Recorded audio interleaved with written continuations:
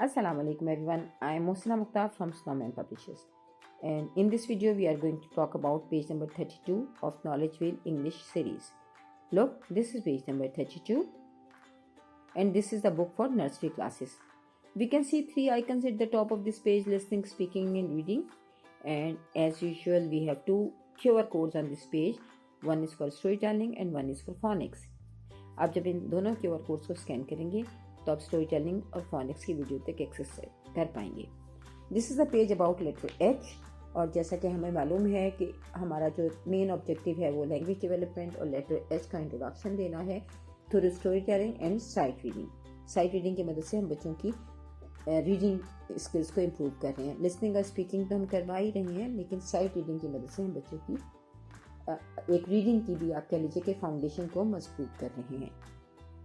The objective of this page is students to recognize and differentiate between capital H and small h, enhance their vocabulary with the words starting with H, develop listening and comprehension skills through storytelling, and practice sight reading of new words. तो main objectives हमारी यही हैं। सबसे पहले हमने बच्चों को letter H का शेप इंट्रोडक्शन देना है।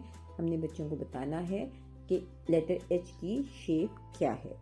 तो आप उसके लिए बोर्ड पर लिख सकते हैं, किताब पर दिखा सकते हैं और आप साथ साथ उसको फ्लैश कार्ड्स की मदद से भी इंट्रोड्यूस करवा सकते हैं। आप बच्चों को बताइए कि this is capital letter H, this is small letter H, this is capital H, this is small H, this is capital H, this is small H.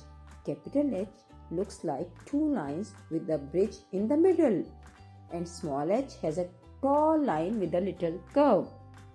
आप बच्चों को ये फॉर्मेशन जो है फन वे में बताइए और बच्चों को इसकी फॉर्मेशन इस तरह से बच्चों को उसकी डिस्क्रिप्शन या उसकी फेस शेप जो है वो याद हो जाएगी। बच्चे को बताइए the shape is different but the name and sound is same.